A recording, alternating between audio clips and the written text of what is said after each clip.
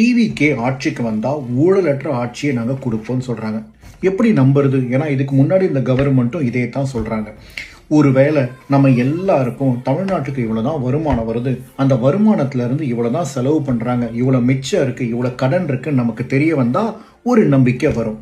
அதைத்தான் விஜய் கன்னியாகுமரியில் நடந்த அனௌன்ஸ்மெண்ட்ல ஒரு governance dashboard for financial accountability real time, அதாவது தமிழ்நாட்டுக்கு எவ்வளோ வருமானம் வருது, நம்ம எல்லாருமே எவ்வளோ வரி பணம் கட்டுறோம், எவ்வளோ கடன் வாங்குறாங்க, இந்த பணத்துலேருந்து தமிழ்நாடு கவர்மெண்ட் யாருக்கு எப்போ எந்த விஷயத்துக்கு செலவு பண்ணுறாங்கன்றத ரியல் டைமாக பொதுமக்களாகிய நம்ம கூட பகிர போகிறேன்னு சொல்லியிருக்காரு.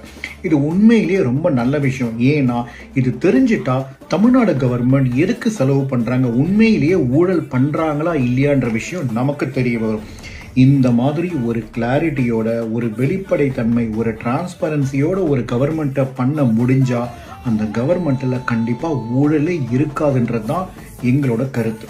23ஆம் தேதி நடக்க போகிற எலெக்ஷனில் கொஞ்சம் யோசித்து ஓட்டு போடுங்க. ஏன்னா இதுக்கு முன்னாடி இருந்த அரசும் நாங்கள் ஊழலே பண்ணலை, நாங்கள் தமிழ்நாட்டுக்கு இவ்வளோ மாற்றங்களை கொண்டு வந்திருக்கோம், தமிழ்நாட்டுக்கு இவ்வளோ டெவலப்மெண்ட்டை கொண்டு வந்திருக்கோம்னு சொல்கிற கட்சிகள் தமிழ்நாட்டுக்கு இவ்வளோ கடன் இருக்குன்னு சொல்கிறாங்க.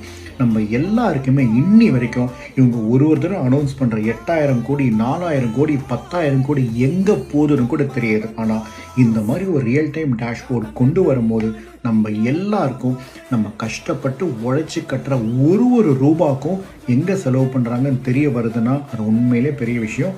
மாற்றம் நம்ம கையில் தான் இருக்குது. யோசித்து வாக்களியுங்கள்.